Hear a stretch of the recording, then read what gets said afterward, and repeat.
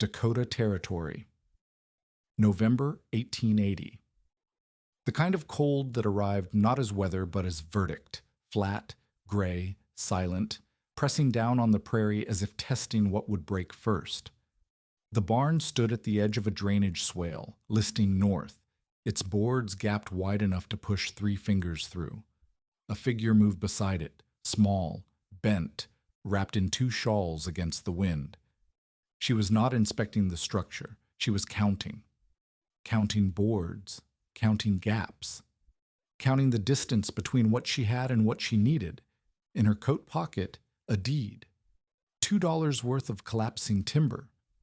In the ground beneath her feet, something she did not yet know was there. She had arrived in Dakota Territory in the summer of 1863, a bride of 19 with hands already roughened by dairy work and a husband who believed flat land meant free land. 17 years later, she buried him in soil so frozen the gravediggers charged triple. She was 36 then. She took washing and mending work. She moved from farm to farm as labor was needed, sleeping in spare rooms and hay lofts, trading her back and her silence for meals and a place out of the wind. She outlived 2 more employers. She watched 3 families pack wagons and leave for Oregon. She learned to read weather in the way horses stood, and to judge a man's character by how he treated a woman who could not leave. Now she was 80 years old, and Hollis Vale was handing her a deed. The document lay on his desk between them, a single sheet with her name written in letters that looked like they might blow away. $2. That was the price. Not for land. Hollis was not selling land to an old Norwegian widow with no family and no prospects. He was selling her a barn, a collapsing stock barn on a tract he considered worthless, 40 acres of scrub grass and hard pan that had broken 2 previous tenants and would break anyone else fool enough to try.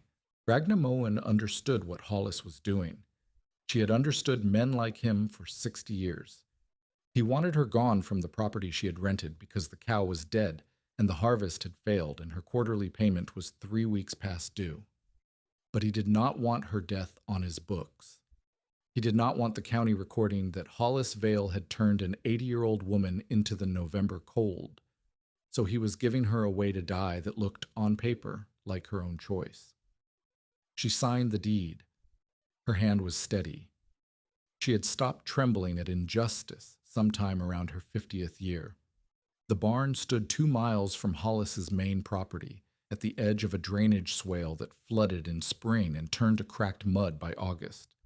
Ragna walked the distance carrying everything she owned in a canvas sack and a market basket.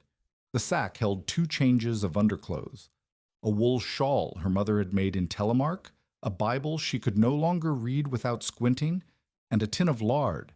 The basket held a half-eaten wheel of cheese, a paper twist of salt, dried beans enough for perhaps 2 weeks of careful eating, and a knife with a handle wrapped in cord where the original wood had split. The barn revealed itself as she crested the last rise. 50 feet long, plank-sided with gaps between the boards wide enough to push 3 fingers through. The roof sagged in the middle where a support beam had cracked years ago. Tar paper patches covered holes that had once let rain pour directly onto whatever stock had sheltered inside.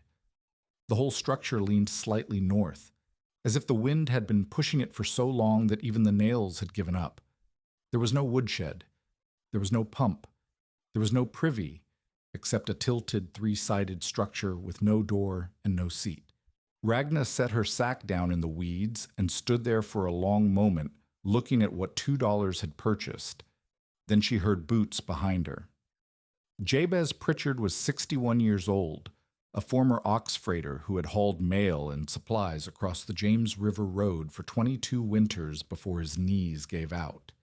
He had buried a wife to cholera and a son to a horse kick and a daughter to childbed fever, and he had stopped letting his face show what any of it cost him sometime around the daughter. He walked with the rolling gait of a man who had spent more hours on wagon benches than on solid ground. His hands were scarred across the knuckles, where frostbite had taken small pieces of him, one winter at a time. Hollis had asked him to witness the deed transfer.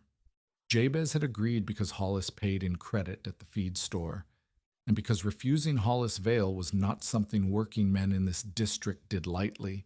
Now Jabez stood beside Ragna Moen and looked at the barn she had just bought with the last money she possessed. "You understand what you have here," he said. It was not a question. Ragna did not answer. Jabez walked forward. He circled the structure once, testing boards with his palm, looking up at the roof line, pausing at the corners where the foundation logs had rotted into the soil. When he came back around, his face had settled into the expression Ragna had seen on doctors delivering bad news. "You have roof enough to keep snow from falling straight on you," he said. "That is not the same as shelter. You have boards, not heat. You have a stove, not fuel." He gestured toward the open door, where Ragna could see the black iron shape of a box stove sitting crooked on the dirt floor, its pipe disconnected, one hinge broken. "That stove will not draw right until someone fixes the hinge pin and scrapes the flue. You do not have tools for either." "I have an axe," Ragna said. Her voice was quiet. She had learned decades ago that quiet voices made men listen more carefully than loud ones. "I saw it." Jabez shook his head. 14-pound maul head on a cracked handle. You could not swing it twice without tearing your shoulders. "What else?" Jabez pointed north, toward the tree line that marked the beginning of the Koto breaks. "You need what any person needs out here, a dry room, a sound stack, and more wood than one old woman can move." He folded his arms across his chest. "How much money do you have left after paying for this?" Ragna considered lying. Then she remembered that Jabez had witnessed the deed.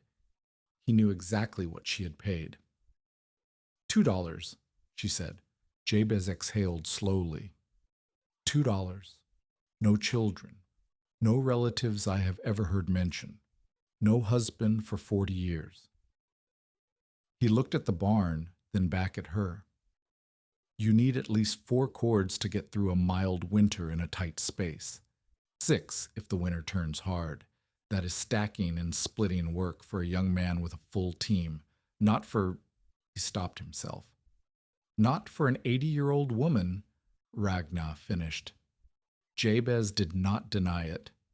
"You will freeze in that barn before New Year," he said, "and anyone foolish enough to sleep beside you will freeze with you."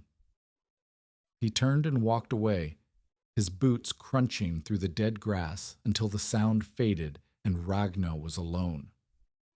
She slept that first night in the hayloft, wrapped in horse blankets that smelled of mold and old sweat. The wind pushed through the walls in a steady current, and by midnight the cold had crept into her joints badly enough that her stiff knee locked in place whenever she tried to shift position. She lay there listening to the barn creak and groan around her, and she thought about what Jabez had said. He was not wrong. She could count the math as clearly as he could. A cord of wood was 128 cubic feet, stacked tight, seasoned dry. Even a small heatable room would need constant feeding through a Dakota winter. Green wood burned badly. She had learned that decades ago, watching impatient neighbors try to heat with wet-cut timber and filling their rooms with smoke while the fire refused to catch. Dry wood was the currency that mattered, seasoned properly, stored off the ground, protected from rain and drift. She had none of it. She had no way to cut it. She had no way to haul it. She had no way to season it in time. And she could not leave. That was the truth Jabez had not spoken aloud, perhaps because he assumed it was obvious. She had no money for passage east. She had no relatives anywhere who would take her. She had no skills that any other household would pay for, not at 80, not with her knee locking and her hand shaking by afternoon. The barn was not a choice. The barn was the last wall between her and the open ground. The wind gusted hard enough to make the roof timbers groan. Somewhere below her, a loose board clattered against its frame, and then Ragna felt something strange. She held very still, waiting for it to repeat. For a moment there was only the wind, the familiar knife-edge draft cutting through every gap in the walls. But underneath it, there was something else, A different kind of air. Not warmer, exactly, but softer, less sharp, as if the cold coming through the walls was fighting against some other current rising from below. She told herself she was imagining things. An old woman dreaming of warmth because she had no other hope of it. But she did not sleep for another hour, and the whole time she lay there, she could feel it. Something breathing through the floor. 3 days passed. Ragna gathered what fuel she could find. Dried dung from the old cattle pen, twisted scraps of hay too rotten for anything else, hedge trimmings that crumbled when she tried to stack them. She fed them into the broken box stove one handful at a time, watching the smoke choke and die, watching the tiny flames flutter and fail to catch. The stove would not draw. The pipe was too clogged, the hinge too twisted, the whole system designed for a different kind of fuel than what she had to give it. By the third evening, she had burned through nearly everything she had collected. The inside of the barn was barely warmer than the outside. Her fingers were too stiff to work thread. Her knees screamed when she stood, and the food in her basket was half gone. She was going to die here. That was not self-pity. It was arithmetic. Jabez had done the numbers accurately. She simply did not have enough of anything to survive. That night, she stumbled on her way to the stove. Her boot caught on something metal, and she went down hard on one knee, gasping at the impact. For a long moment, she simply knelt there, waiting for the pain to subside, wondering if this was how it ended. A fall, a break, a long, cold night she could not survive. Then she looked down at what had tripped her.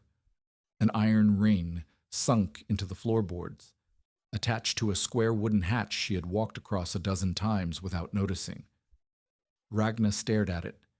Her father's voice rose up from somewhere deeper than memory. Where men intend to keep food from frost or heat from waste, they build into the earth and make the earth carry part of the burden. She had been a girl of 12 when he said it, kneeling beside him in the potato pit at the back of their farm in Telemark.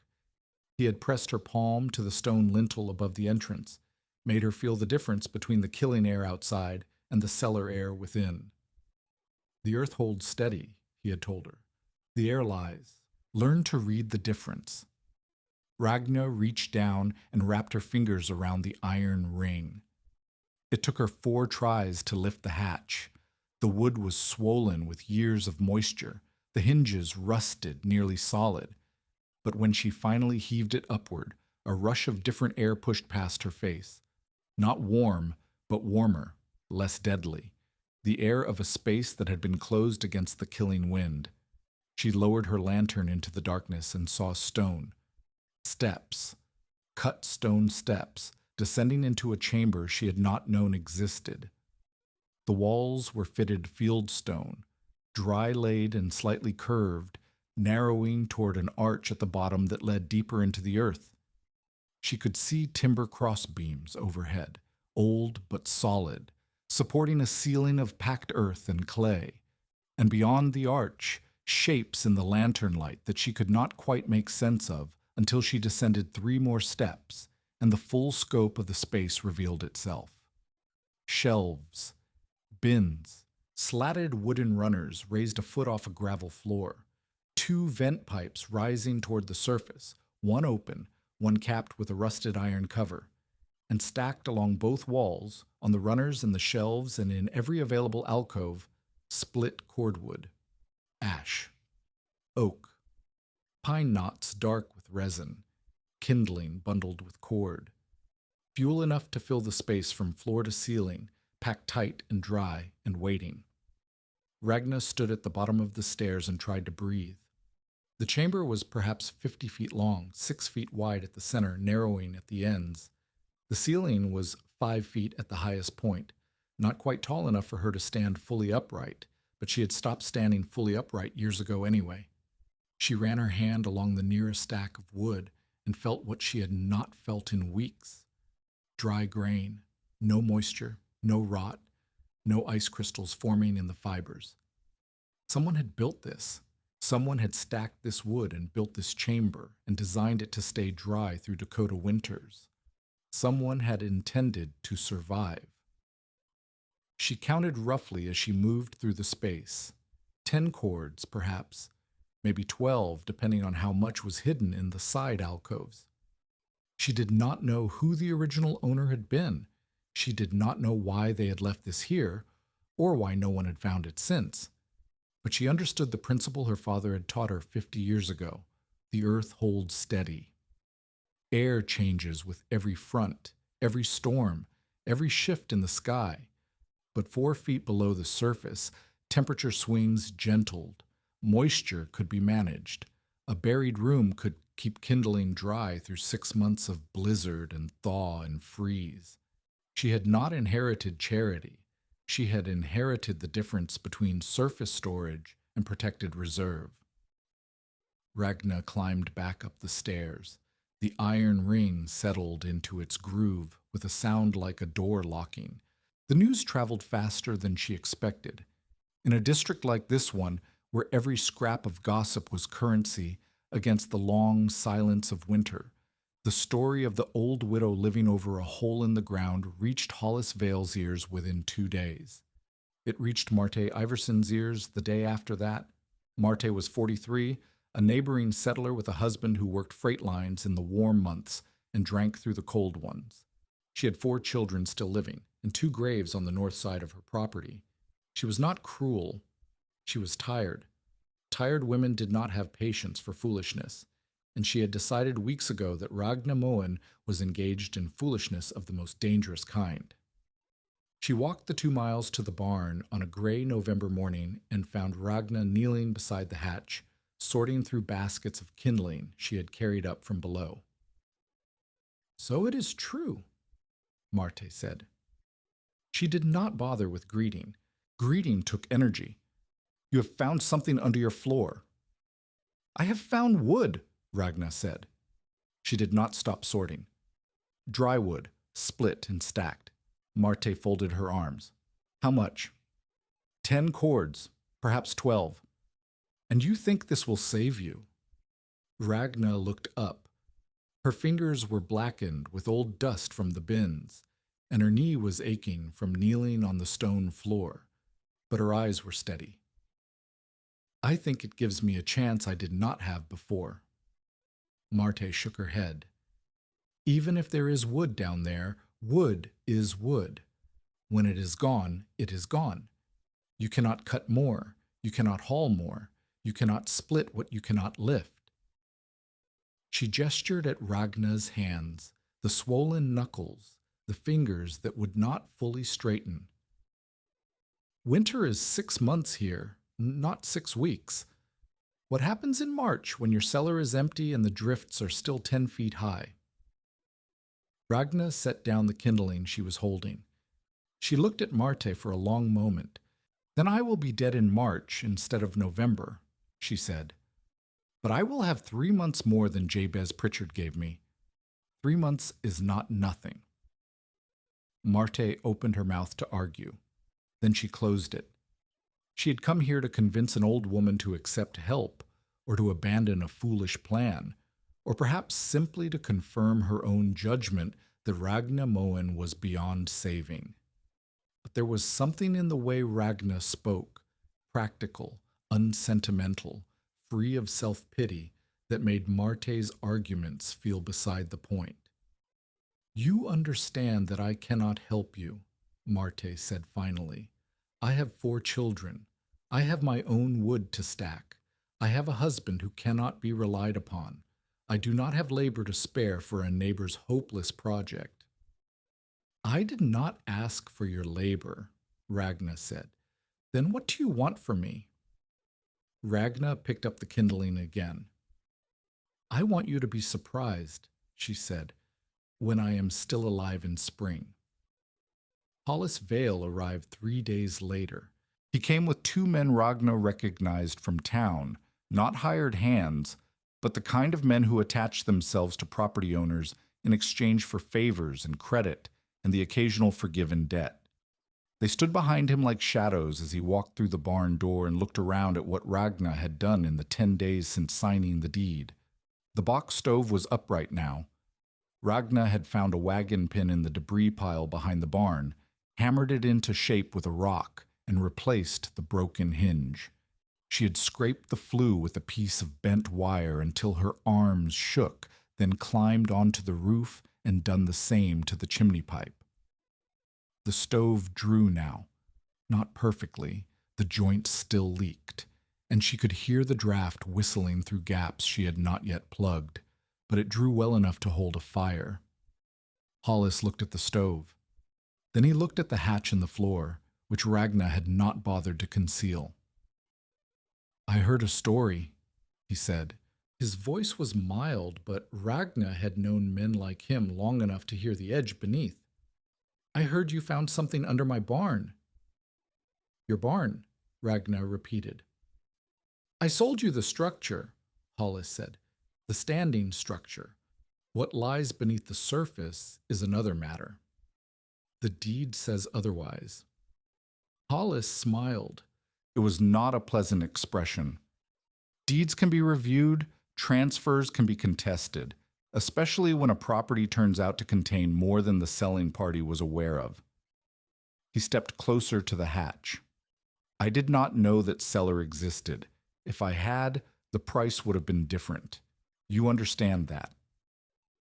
"I understand that you did not inspect your own property," Ragna said. "I understand that you sold me a barn you believed was worthless. I understand that you expected me to die quietly before the first hard snow, so you would not have a living tenant whose payments you would need to chase." She folded her hands in front of her. "Now you discover that the worthless barn is not worthless, and you would like to take back what you sold." Hollis's smile faded. "I could make this very difficult for you." "You could," Ragna agreed. "You could bring a lawyer. You could claim the cellar was an improvement not included in the transfer. You could tie the deed in disputes until spring." She paused, "but then you would have to explain to the county assessor why you sold a property for $2 that contained a stone-lined storage chamber and 12 cords of seasoned firewood. You would have to explain why you did not know what was on your own land. You would have to stand up in front of men who buy and sell property and admit that you were either foolish or dishonest." The two men behind Hollis shifted uneasily. One of them was looking at the floor.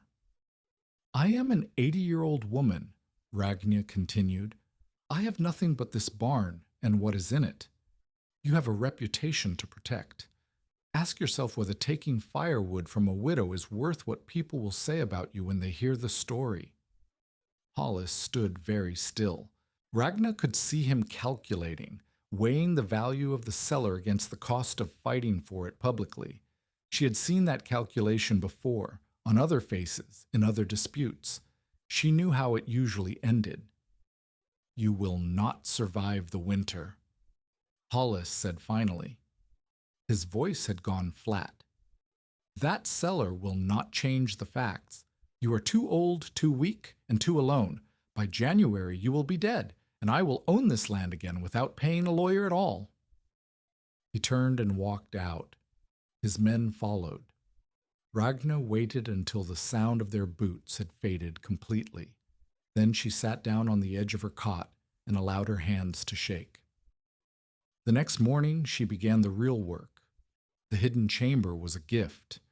But a gift was not the same thing as survival. 10 cords of dry wood meant nothing if she could not use them efficiently.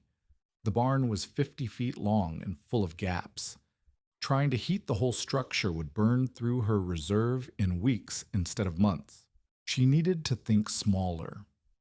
Ragna spent the first day measuring.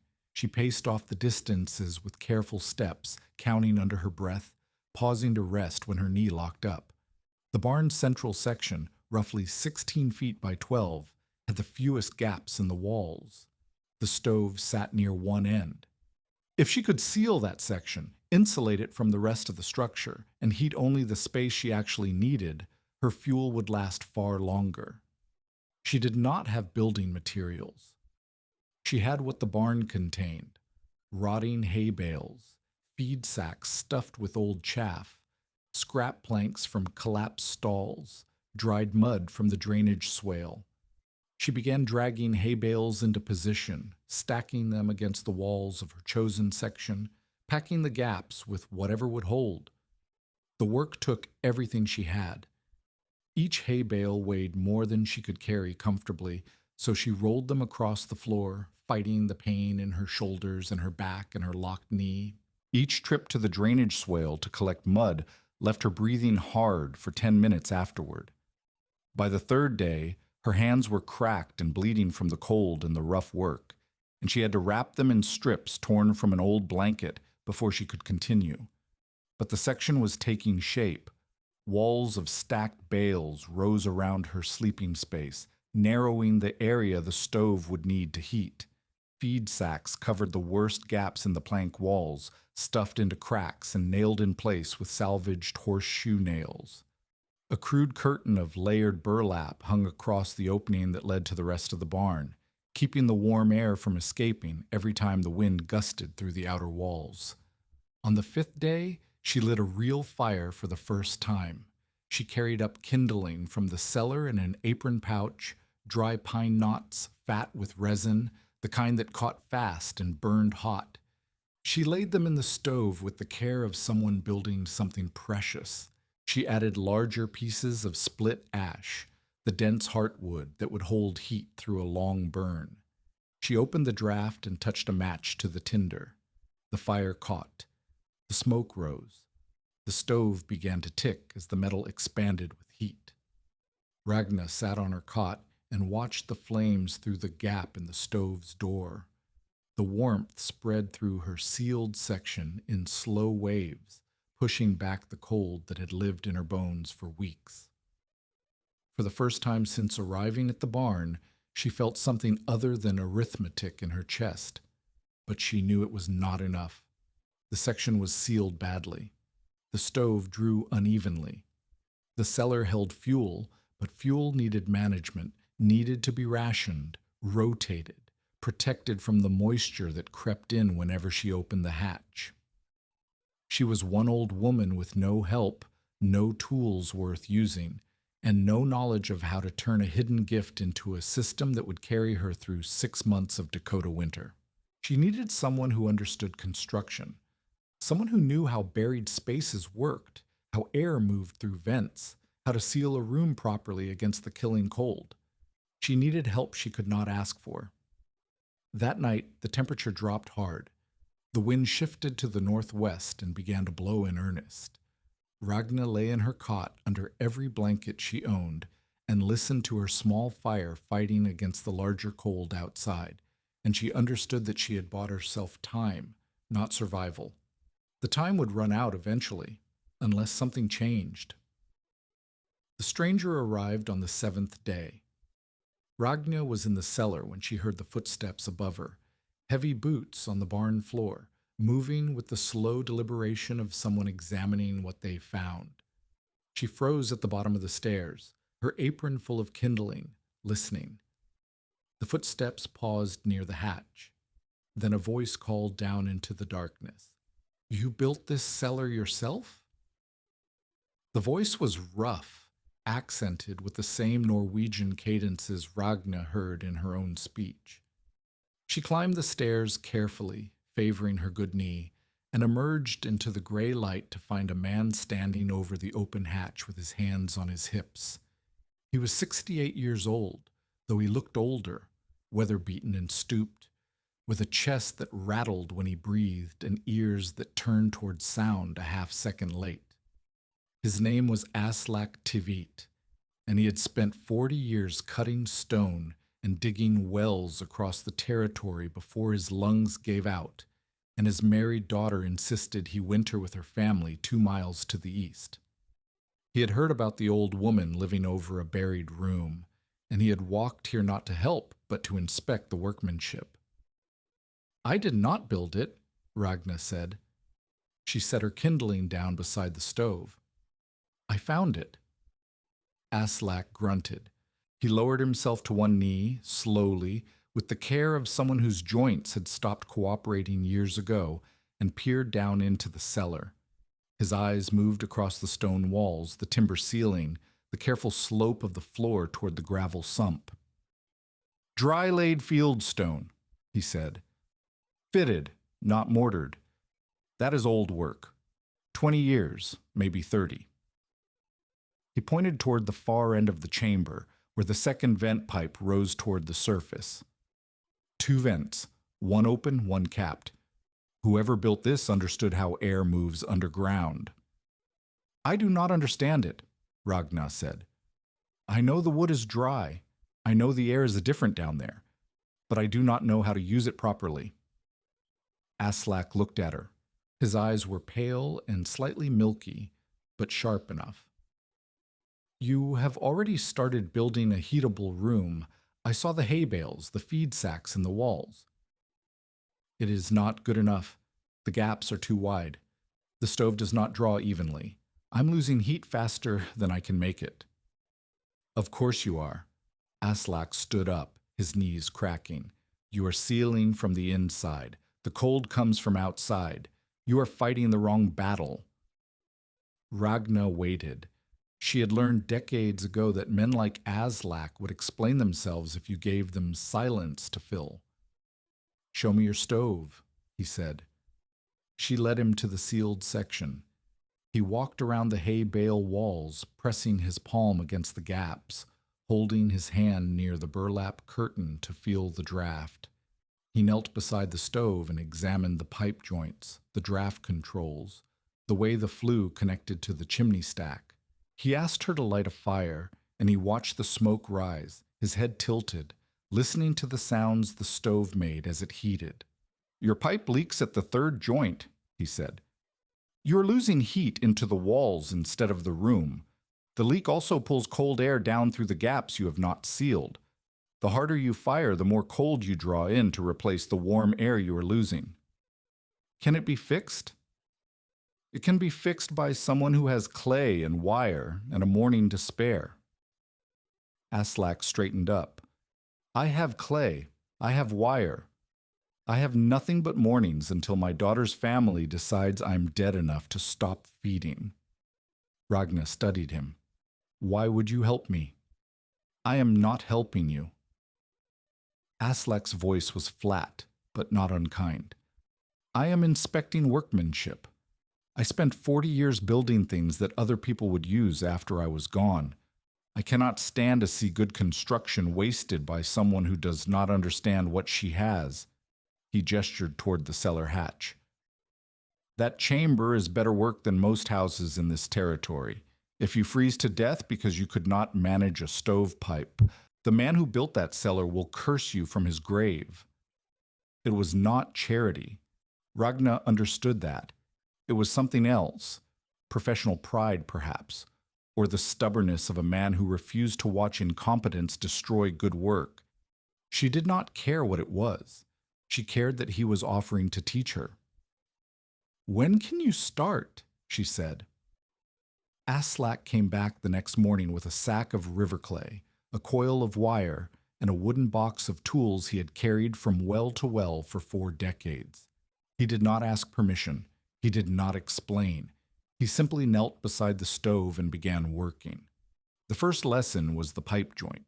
He showed Ragna how to mix clay with water until it reached the consistency of thick porridge, how to wrap wire around the joint to hold the patch in place, how to smooth the surface so the heat would cure it evenly instead of cracking. He made her do the work herself while he watched and corrected. When she wrapped the wire too loosely, he made her unwrap it and start again. When she applied the clay too thick, he scraped it off and handed her the trowel. If I do it for you, you learn nothing, he said. If you do it wrong and I fix it, you learn nothing. Do it until you understand why it works. By midday, the 3rd joint was sealed. Aslak lit a test fire and held his hand near the pipe, feeling for leaks. The heat rose evenly. The draft pulled clean. The whistle that Ragna had heard for days was gone. Good, Aslak said. It was the first praise he had given her. The second lesson came that afternoon. Aslak descended into the cellar and examined the 2 vent pipes. The open one drew air steadily, creating a gentle current that kept the chamber from going stale. The capped one was frozen shut, rusted solid, sealed with years of accumulated debris. "This is your problem," Aslak said. He pointed to the capped vent. "One vent creates flow. Two vents create circulation. Whoever built this chamber designed it to breathe in both directions, warm air rising through one pipe, cool air falling through the other. With only one vent working, the chamber cannot regulate itself. Moisture will build. The wood will lose its dryness over time." "Can we open it?" "We can open it partway." Aslak pulled a bundle of rags from his tool sack. "But too much flow will chill the chamber. We need to control it." He struck the cap with a hammer until the rust cracked, then pried it loose with a chisel. A rush of cold air poured down from above, the pressure equalizing between the buried space and the killing air outside. Aslak stuffed rags into the opening until the flow reduced to a whisper. "How do I know if it is right?" Aslak lit a candle and held it beneath the open vent. The flame bent toward the pipe, drawn by the rising current. Then he moved to the newly opened vent and held the candle there. The flame bent the opposite direction, cool air falling into the chamber. "When both flames bend," he said, "the chamber is breathing. If one flame goes straight, the balance is wrong. Adjust the rags until the flow is even." Ragna practiced with the candle until her arms ached from holding it steady. She learned to read the flame the way her father had taught her to read the stone lintel in Telemark, feeling the difference between living air and dead air, understanding what the movement meant. The third lesson came the following week. Aslak taught her to build a double-door system at the hatch entrance. 2 layers of feed sacks hung a foot apart, with a plank baffle between them. When she descended into the cellar, she passed through the first layer, let it fall closed behind her, then passed through the second. The dead air between the layers acted as a buffer, preventing the warm room air from rushing down into the cold chamber every time she opened the hatch. "Every time you open that door, you lose heat," Aslak said. "The more trips you make, the faster your fuel disappears. Plan your trips. Carry more with each visit. Never open the door without a reason." She learned. Not because she was gifted, but because she listened, and because Aslak was patient in the way that only men who have taught stone and earth can be patient. Stone does not learn faster if you shout at it. Neither did Ragna. The days shortened. November bled into December. The temperature dropped in steps, each night colder than the one before, until Ragna could see her breath inside the barn, even with the stove burning. The first hard frost came on the 3rd of December and killed the last brown grass in the drainage swale. The ground froze solid enough that her heel strikes rang like hammer blows when she walked to the privy. She measured her fuel by notch marks near the hatch, 1 notch for each day's burn. After 2 weeks, she had 12 notches and a pattern she could trust. With careful firing, heating only her sealed section, banking the stove overnight instead of letting it burn hot, she used far less wood than she had feared. The section stayed warm enough to keep her alive. The cellar stayed dry enough to keep the wood usable. But the work never stopped.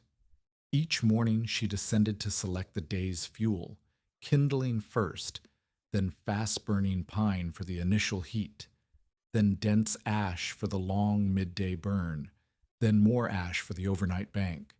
Each selection required judgment. The driest wood went on top of the pile, but the pile shifted as she used it, and wet patches could hide beneath dry surfaces.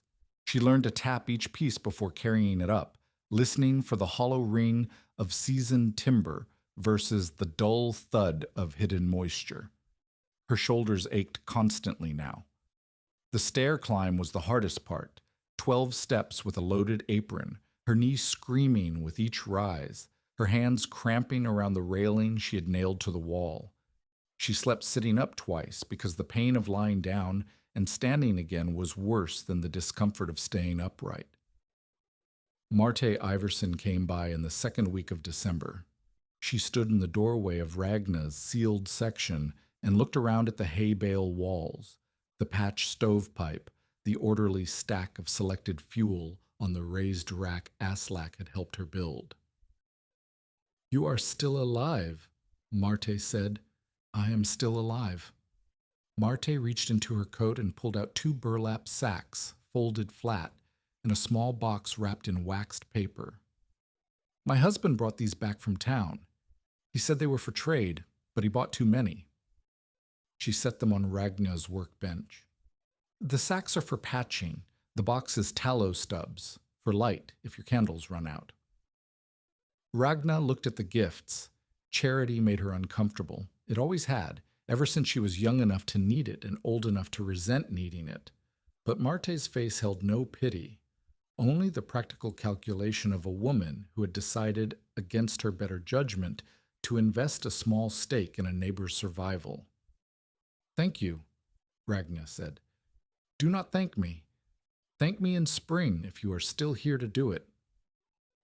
Jabez Pritchard returned on the 18th of December. He came alone this time, walking the 2 miles from his rented room in town, his breath steaming in the cold air. He did not knock. He simply pushed open the barn door and stood there, looking at what Ragna had built in the 6 weeks since he had last seen her. The sealed section was tighter now. The walls rose higher. The burlap curtain had been replaced with a proper door. Scrap planks nailed together and hung on leather hinges Aslak had cut from an old harness.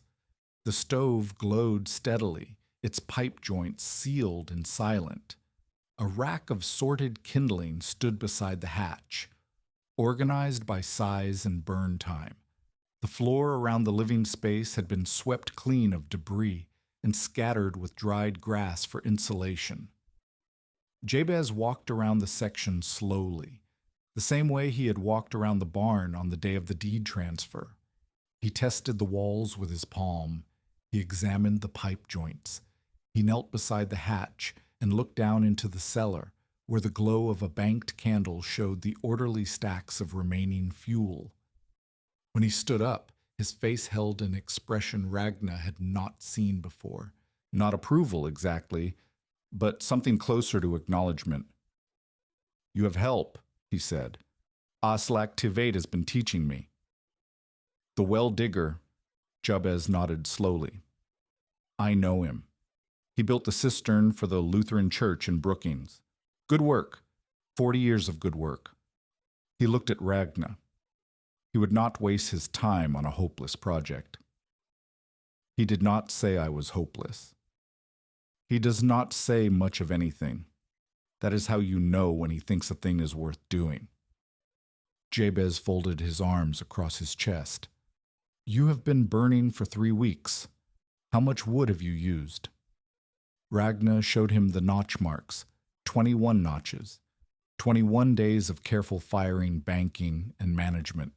She had used perhaps half a cord, a fraction of what a normal heating operation would have consumed in the same time. Jabez did the arithmetic in his head.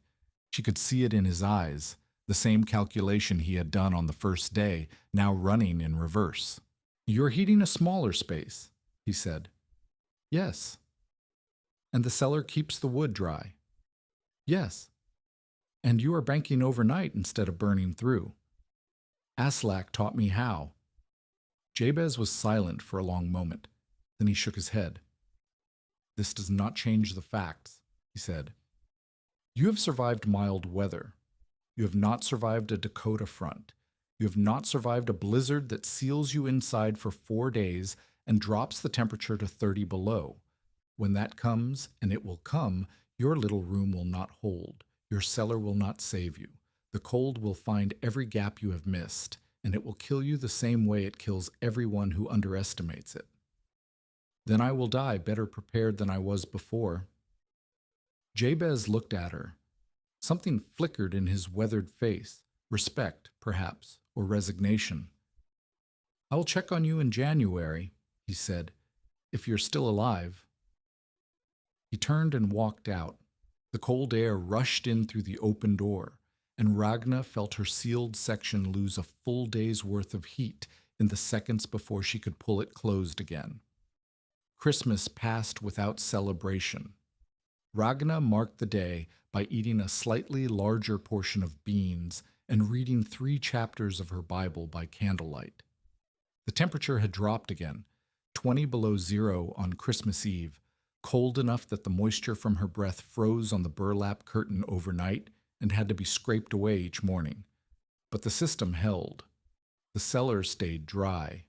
The wood burned clean. The sealed section maintained warmth enough to keep her alive, if not comfortable. New Year's Eve brought a thaw, a sudden warming that turned the frozen ground to mud and sent water trickling down the cellar stairs. Ragna spent the day cutting drainage channels in the gravel floor, directing the flow away from the wood stacks and toward the sump at the chamber's lowest point. By the time the thaw ended and the cold returned, she had kept the fuel dry. She began to believe she might survive. On the 4th of January, the air went soft. Ragna had lived through enough Dakota winters to recognize what softness meant. The temperature rose to nearly freezing. The wind died to nothing. The sky turned the color of old pewter, flat and heavy, pressing down on the prairie like a weight. The horses in the neighboring lot stood with their backs to the west, their heads low, their bodies still. They knew what was coming. They could feel it in the pressure that built behind their eyes and made their ears ache. On the 6th of January, a messenger came through town with word from the telegraph office. A front was moving east from Montana. The temperature ahead of it had dropped 40 degrees in 6 hours. Snow was falling so thick that the trains had stopped running. The roads between Brookings and Huron had disappeared under 8-foot drifts. On the 7th of January, the wind began to blow. The blizzard hit on the morning of the 8th. Ragna was in the cellar when the first gust struck the barn. She heard it before she felt it, a sound like a freight train passing overhead, the boards of the walls groaning and cracking under pressure they had never been built to withstand. She dropped the kindling she was holding and climbed the stairs as fast as her knee would allow. The sealed section was still intact. The hay bale walls had flexed but not fallen. The burlap curtain flapped wildly in a draft that had not existed an hour ago, cold air forcing its way through gaps she thought she had sealed. The stove was still burning, but the smoke was behaving strangely, pulsing backward into the room before the draft caught it and pulled it up the pipe. She understood what was happening. The wind pressure was greater than the chimney's draw. The storm was trying to push air down into her space faster than the stove could pull it up. If the pressure won, her room would fill with smoke and she would suffocate before she froze. She adjusted the draft. She closed the stove's damper part way, reducing the airflow, forcing the fire to burn slower and steadier. The smoke stopped pulsing. The fire settled into a rhythm she could trust. But the cold was coming in everywhere now. Fine snow sifted through gaps in the walls, not through the cracks she had sealed, but through new cracks she had not even known existed. The boards were flexing in the wind, opening seams that had been tight in calm weather. The snow came in like flour through a sieve, dusting her blankets, accumulating in corners, melting near the stove, and freezing again a foot away. Ragna stuffed rags into the new gaps as fast as she could find them. Her fingers went numb. Her joints screamed. She kept working. By noon, the temperature inside her sealed section had dropped 20 degrees. The stove was burning steadily, but it could not keep pace with the cold forcing its way in. She was losing the battle. That was when she heard the pounding on the barn door.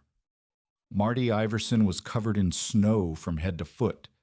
Ice crusted her eyebrows and the edges of her shawl. Her face was red with cold and white with fear, and she was shouting something that Ragna could not hear over the roar of the wind. "Elias!" Marte screamed when Ragna pulled her inside. He went to the kindling shed. That was 2 hours ago. He has not come back. I cannot find him. I cannot see anything out there. My husband is gone. I do not know where my son is. Elias, Marte's 12-year-old. A quiet boy who did not talk much but worked hard, who had looked at Ragna once with the nervous curiosity children showed towards old people they did not understand. "How far is the kindling shed?" Ragna said. 40 yards from the house. I could not see it when I went out. I could not see anything. The snow is too thick." Ragna looked at the door she had just closed. Snow was already piling against it from the outside, the wind pressing it into every seam and crack. If she opened that door again, she would lose everything she had built. Hours of heat, days of fuel, weeks of work that might be the only thing keeping her alive. But there was a boy out there, a boy who was going to die if someone did not find him. "The cellar," she said. "Wait in the cellar. It will be warmer than up here." "I cannot wait." Marte grabbed her arm. "My son is dying." "I know." Ragna pulled on her coat, wrapped her shawl around her face, found the rope she had coiled beside the door. "I'm going to look for him, but you cannot help me. If we both die out there, no one survives. Wait in the cellar. If I do not come back in an hour, the wood will keep you alive until the storm breaks." Marte stared at her. "You will die out there." "Maybe." Ragna tied one end of the rope to the hatch post. "But I am 80 years old and I have no children. You have 4. One of us should take the risk. The math is simple." She opened the door before Marte could argue. The world outside had become a single color, white that moved, white that roared, white that scoured her face with ice crystals, traveling faster than she could run. She could not see the barn behind her. She could not see her hand in front of her face. She could only feel the rope playing out through her fingers, measuring the distance between where she was and the only warmth left in the world. 40 yards, Marte had said. 40 yards from the Iverson house to the kindling shed. But Ragna was not at the Iverson house. She was at her barn, nearly a quarter-mile away. The boy could be anywhere between here and there. He could be buried already. He could be dead. She walked into the wind because that was the direction the Iversons lived. She kept the rope taut behind her, letting it guide her back if she needed to retreat. The snow filled her mouth when she tried to breathe. It packed into her eyes when she tried to see. She counted steps because steps were the only measurement she had left. 20 steps, 40 steps, 60 steps. Her knee buckled and she fell forward into a drift that came up to her chest. The cold hit her like a physical blow, driving the air from her lungs. She lay there for a moment, gasping, feeling the rope grow slack behind her as the wind pushed her off course. She pulled herself up. She kept walking. At 100 steps, she found the fence. She had forgotten there was a fence here, an old rail fence that marked the boundary between her tract and the Iverson property. She followed it with her hand, feeling the frozen wood beneath her glove, using it as a guide when everything else had disappeared. The fence led her to a corner post. The corner post led her to a gate. The gate hung open, banging in the wind, and beyond it she could see nothing at all. She shouted Elias's name. The wind tore the sound from her mouth and scattered it into the white. She walked another 20 steps, 30, 40. Her rope ran out. She stood at the end of her tether, feeling the line stretch tight behind her, knowing that if she let go, she would never find her way back. The barn was invisible. The fence was invisible. The whole world had reduced to the 6 inches of space directly in front of her face, and even that space was filled with moving white. She should turn back. The boy was gone. No one could survive this long in a blizzard, especially not a child, especially not without shelter. The smart thing was to follow the rope home and save herself. But she had told Marte she would look. She had said she would take the risk. She pulled off one glove and felt the snow around her feet. She moved in a slow circle, crouching as low as she could, sweeping her bare hand through the drifts that had piled against the ground. The cold bit into her fingers. The skin went numb almost immediately. She kept searching. Her hand touched something that was not snow. A boot. A small boot, attached to a leg, attached to a body curled into a ball against the lee side of something solid, a rock or a fence post, or some structure too covered in snow to identify. The body was not moving. The body was coated in white and still as death. Ragna grabbed the boy's coat and pulled. He was lighter than she expected, lighter than even a 12-year-old should be, as if the cold had already begun to drain the life from him. She hauled him upright and felt for breath, for pulse, for any sign that she had not arrived too late. His face was blue-white, his lips were purple, but when she pressed her cheek to his mouth, she felt the faintest whisper of air. He was alive. Barely.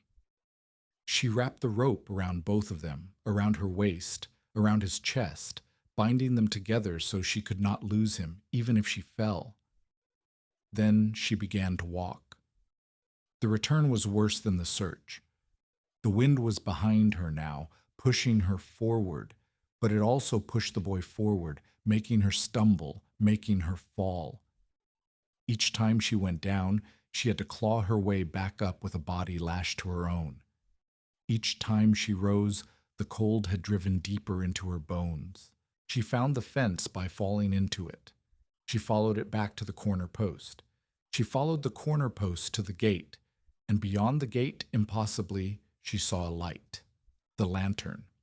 She had left a lantern burning inside the barn, and its glow was pushing through the blizzard, dim and orange and barely visible, but visible. She walked toward it. She pulled the boy toward it. She stumbled through the barn door and collapsed on the floor of her sealed section, and she did not move for a long time. Marty Iverson had stoked the fire. She had dragged blankets from Ragna's cot and piled them beside the stove, and when Ragna and Elias came through the door, she had them both wrapped and warming before Ragna could even speak. Elias came back to consciousness slowly. His fingers and toes had gone white, but they were not black, not yet, not dead yet. Marte rubbed circulation back into them, while Ragna lay on the floor and tried to remember how to breathe. The stove crackled. The wind screamed outside. The snow continued to sift through every gap the storm could find. But the sealed section held. The fire held. The warmth held. They stayed like that for 2 days. The blizzard did not stop. It paused sometimes for an hour or two, and during those pauses Ragna descended to the cellar and brought up fuel. The wood was dry. The wood burned clean. The system she had built, the system Aslak had taught her to build, performed exactly as designed, feeding heat into the small space faster than the storm could steal it away. On the second night, they heard a crash from somewhere outside, the sound of timber giving way, of something large collapsing under the weight of snow and wind.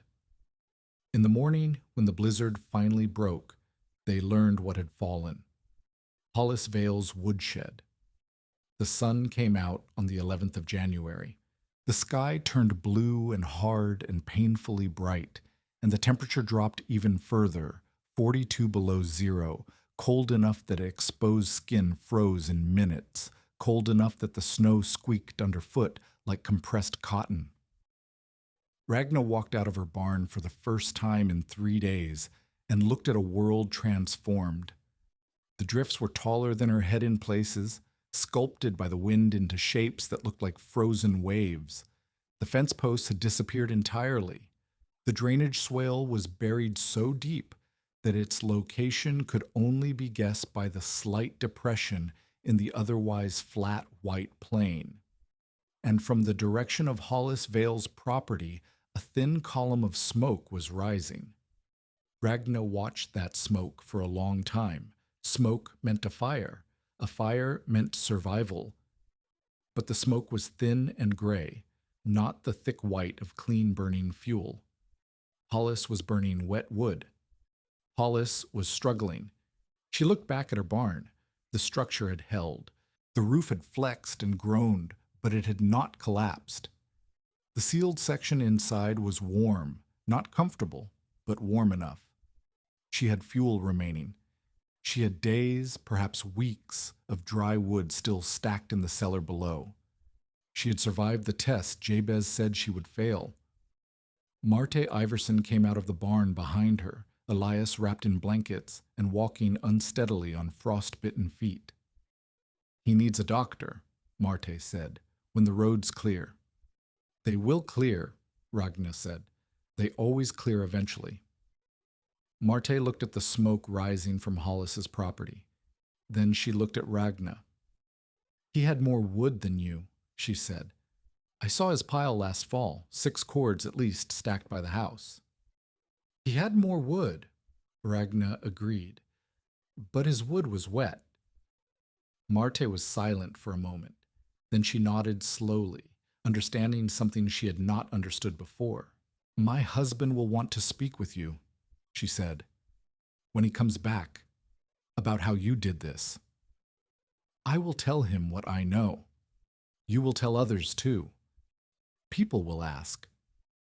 Ragna looked at the white world around her, the buried fences, the vanished roads, the silence that followed the roar of the storm. Somewhere out there, people had died. She knew it without being told. In a blizzard like this, people always died, caught between buildings, trapped in collapsed structures, frozen on roads they could not see. But she had not died. Elias had not died. Marte had not died. The cellar had done its work. The fire had done its work.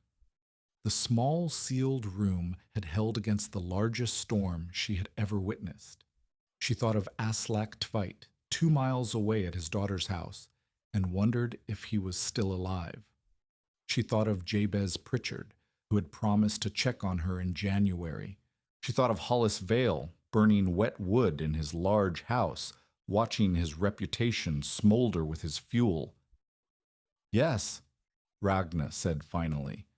"I will tell them." The cold pressed against her face. The sun blazed down on the white earth, and somewhere beneath her feet, 10 cords of dry wood waited to carry her through whatever came next. Jabez Pritchard arrived on the 14th of January, 4 days after the blizzard broke. He came on foot, following the packed-down trail that the rescue parties had carved through the drifts. His face was wind-burned, and his beard was crusted with ice, but he walked with the steady purpose of a man who needed to see something with his own eyes before he would believe it. Ragna was outside when he approached, shoveling a path from her barn door to the privy. The work was slow. Each shovelful of packed snow weighed more than she could comfortably lift, but she had learned decades ago that the body's complaints mattered less than the body's needs. She needed a path, so she was making one. Jabez stopped at the edge of her cleared space and watched her work for a long moment. Then he looked at the barn behind her. The structure stood exactly as it had before the storm, listing slightly north, patched with tar paper and mismatched boards, unremarkable in every way except for the thin column of white smoke rising from its chimney. "You are alive," he said. "I am alive." "The boy?" "Frostbite on 3 toes. He will lose the smallest one, probably, but he will walk." Jabez nodded slowly.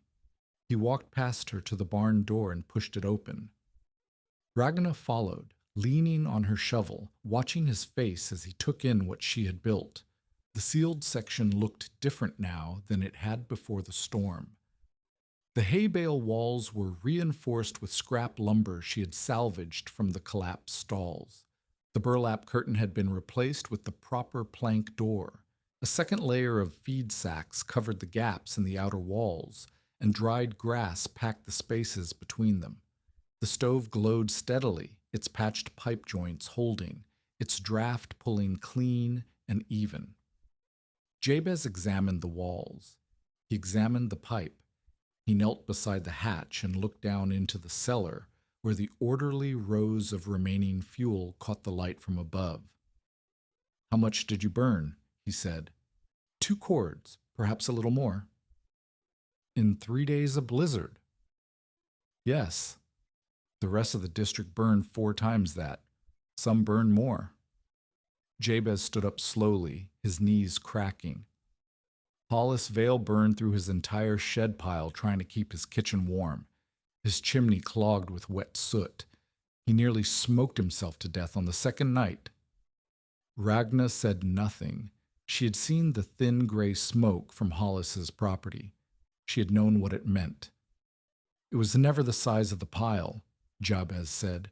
The words came slowly, as if he were testing each one before releasing it. "It was the condition of it." "Yes." Jabez looked at her. His pale eyes held something she had not seen before, not approval exactly, but acknowledgement of a kind that men like him rarely offered. "You prove me wrong," he said. "I do not say that often. I do not enjoy saying it now. But you prove me wrong, and I will say so to anyone who asks." He turned and walked out of the barn.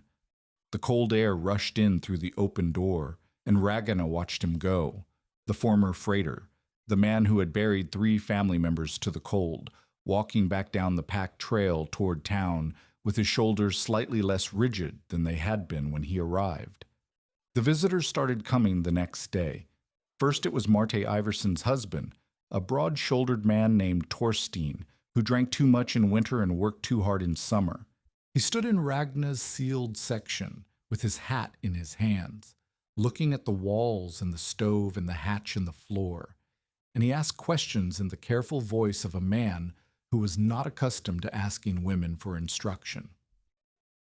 "The cellar keeps the wood dry," Ragna explained. "Dry wood burns cleaner and hotter. You use less of it, and the small room means you are not trying to heat space you do not need." "I have a cellar," Torstein said. "Root cellar. Dug it myself 3 years ago." "Is it vented?" He frowned. "Vented?"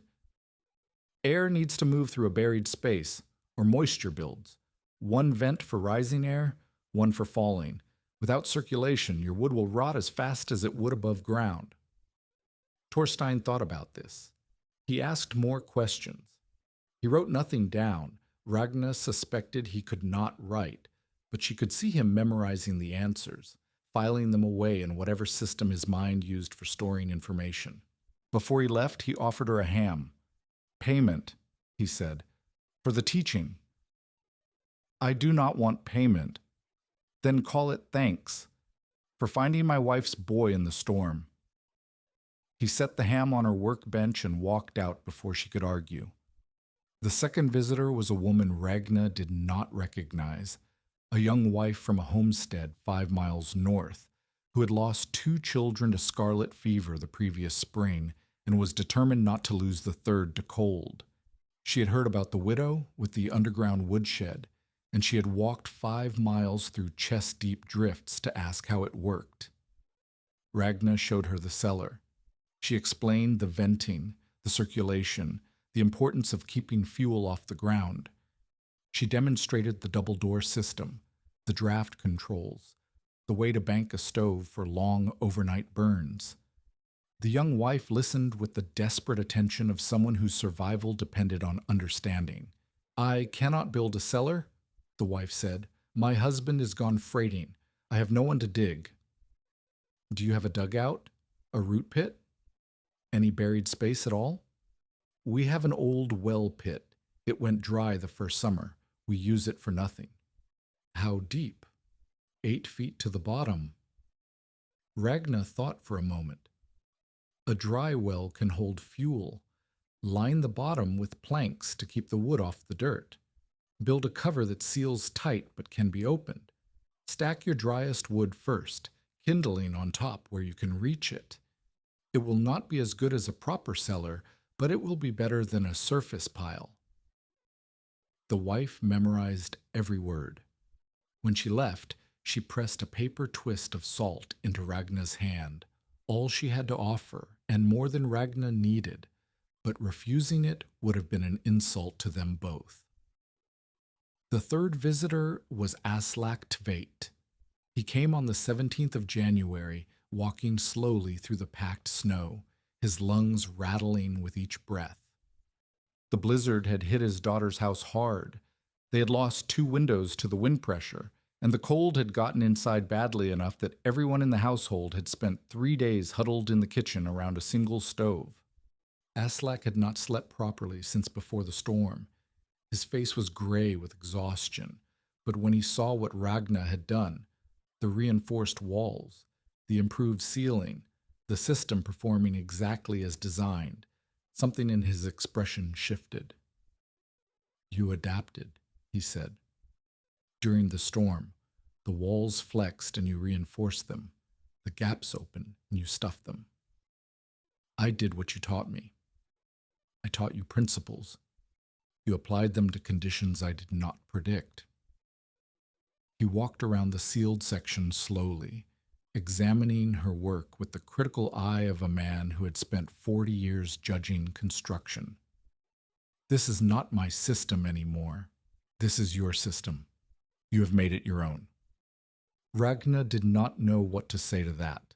She had not thought of herself as creating anything. She had simply done what was necessary to survive. "I want to show you something," Aslak said.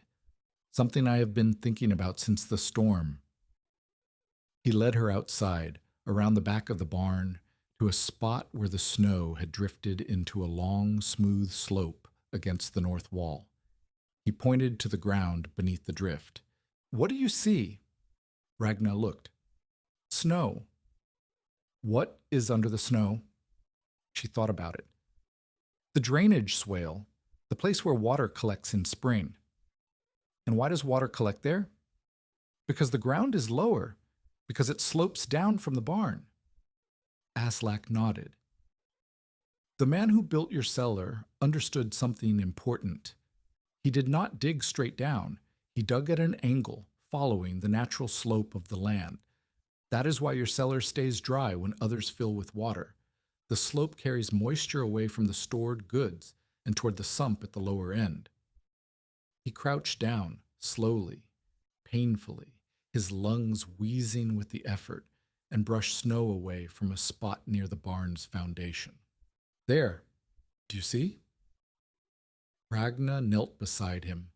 She could see a line of stones just beneath the snow surface, fitted field stones, the same kind that lined her cellar walls. They formed a channel hidden beneath the frozen ground, leading away from the barn toward the lowest point of the drainage swale. "A drainage line," she said, "built 40 years ago, probably when the cellar was first dug. Whoever made your underground room did not simply dig a hole. He designed a system. Water enters through the gravel sump, flows along this channel, and exits at the swale. The cellar stays dry because it was built to stay dry." Ragna stared at the hidden stonework. She had walked over this spot 100 times without knowing it was there. She had survived a blizzard because of engineering she had never understood. "Why are you showing me this?" Aslak straightened up slowly. "Because you need to know how the system works if you're going to teach others, and because I will not be here to show them myself." Something in his voice made Ragna look at him more closely. His face was gray. His breathing was worse than it had been even an hour ago. There were blue shadows around his lips that had not been there when he arrived. "You are sick," she said. "I've been sick for 15 years. The wells finished my lungs a long time ago. Stone dust and groundwater and too many winters breathing cold air in deep holes." He coughed, a wet tearing sound that seemed to come from somewhere below his chest. "I have been living on borrowed time since before you found your cellar. The storm took whatever I had left. You should not have come here. I should not have done many things." He looked at the hidden drainage line, the careful stonework of a builder who had died decades ago. But I wanted to see what you had made. I wanted to know that the knowledge would continue. Aslak died on the 23rd of January. His daughter sent word through a neighbor who was traveling to town. The message was simple. He had gone to sleep the night before and not woken up. His lungs had finally failed him after 40 years of faithful service. He was buried in the frozen ground behind his daughter's house, in a grave that had to be dug with picks and heated stones because the earth would not yield to shovels. Ragna did not attend the funeral. The distance was too far for her knee, and the cold was too deep for her lungs. But she marked the day in her own way. She descended into her cellar and sat at the bottom of the stairs, in the space Aslak had taught her to understand. She looked at the stone walls he had admired, the timber ceiling he had praised, the vent system he had helped her repair. She thought about his hands, scarred and swollen with decades of work, and the way they had moved across the pipe joints with the confidence of a man who knew exactly what he was doing. He had not helped her because she was helpless. He had helped her because he recognized something in the way she worked. Method, not magic.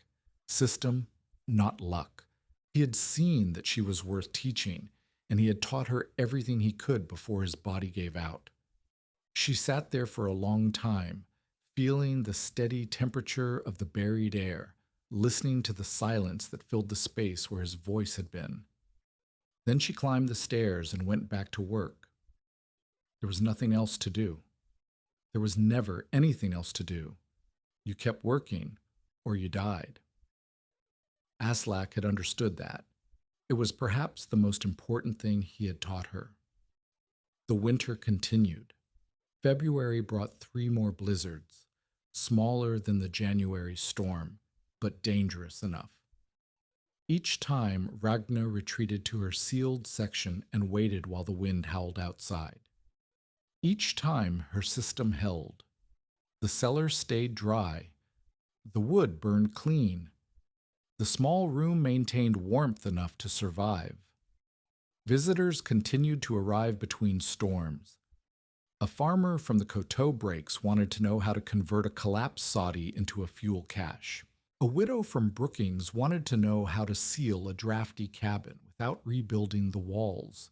A blacksmith's apprentice wanted to know if buried storage could protect metal tools from rust. Ragna answered every question. She showed every visitor the cellar, the vents, the double-door system, the drainage line Aslak had revealed beneath the snow. She taught what she knew and admitted when she did not know, and she sent them away with principles they could adapt to their own conditions. She was teaching. She had not expected to be a teacher at 80 years old, but the knowledge needed to continue, and there was no one else to continue it. One morning in late February, she descended to the cellar and found that the candle she had left burning had gone out. The flame had consumed its last inch of tallow and died in the night. When she struck a match to relight it, the flame bent toward the open vent, the circulation still flowing, the system still breathing. She looked at the remaining wood stacks and counted roughly. 4 cords left, perhaps 5, enough to last through March, even April if she was careful. She had started with 10 or 12. She had used less than half of what she had, even through the worst winter in memory. The arithmetic had reversed. She was going to survive. Hollis Vale came to the barn on the first day of March. The weather had warmed slightly, still below freezing, but the killing edge had gone out of the cold. The snow was packing down rather than piling up. The roads were becoming passable again, at least for men on foot. Hollis walked through Ragna's door without knocking. He stood in her sealed section with his coat open and his hat in his hand, looking at the walls and the stove and the floor, and his face held an expression she had not seen before. Not anger, not superiority. Something closer to discomfort, the particular discomfort of a man who has been proven wrong in a way he cannot explain away. "The Iverson boy," he said finally. "I heard you saved him." I found him in the storm. Marty did the nursing. That is not what people are saying. People say many things. Hollis walked around the room slowly, the same circuit Jabez had made, the same inspection Aslak had performed. But where Jabez had looked with professional curiosity and Aslak had looked with professional respect, Hollis looked with something else entirely. Assessment, calculation. The look of a man trying to determine how another person's success might affect his own position. You have taught half the district how to store fuel underground, he said. I have heard that much. I have taught anyone who asked. You have made me look foolish. Ragna set down the mending she was working on. I have survived the winter. If that makes you look foolish, the problem is not with my survival. Hollis's jaw tightened.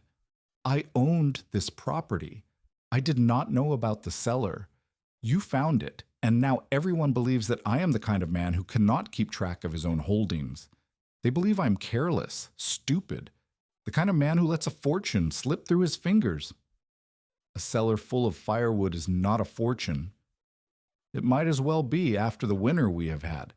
He stepped closer. I could still dispute the deed. The cellar was not specifically named in the transfer. A lawyer could argue. A lawyer could argue many things, Ragna said.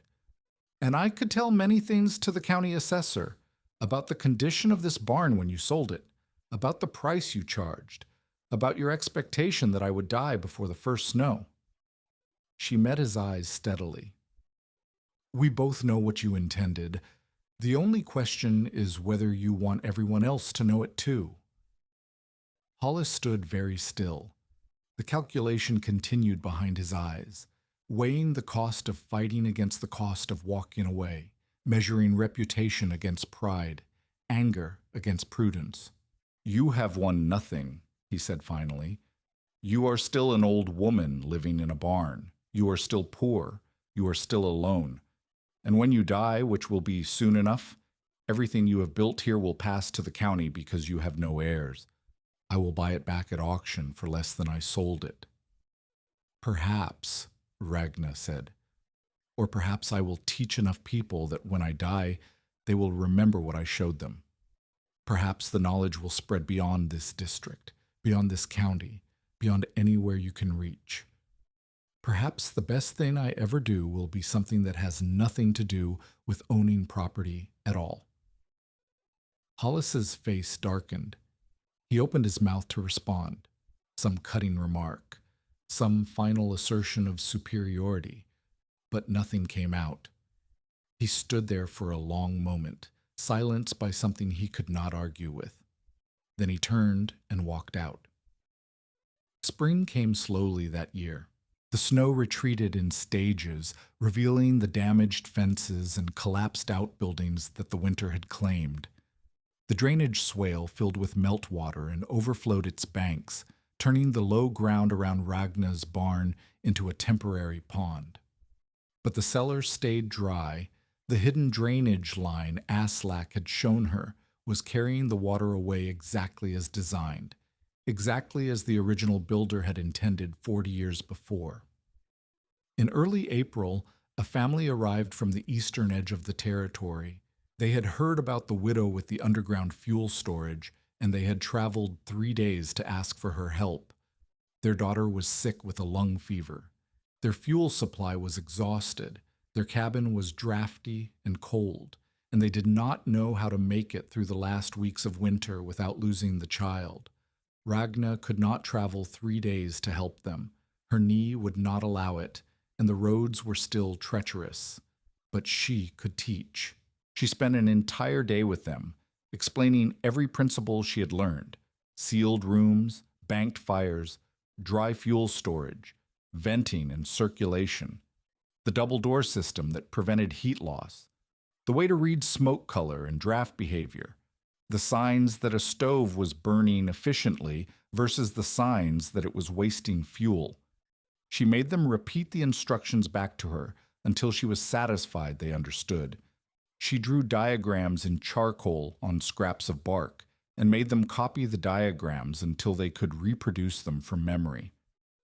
She sent them away with enough knowledge to save their daughter, or at least to give the girl a chance. Whether the knowledge would be enough, she did not know. She could not control what happened after people left her barn. She could only teach what she knew and hope that the teaching took root. That was what Aslak had done for her. That was what she would do for others. The final confrontation with Hollis came in mid-April. A late-season cold snap had swept through the district, dropping temperatures back below freezing for 3 days.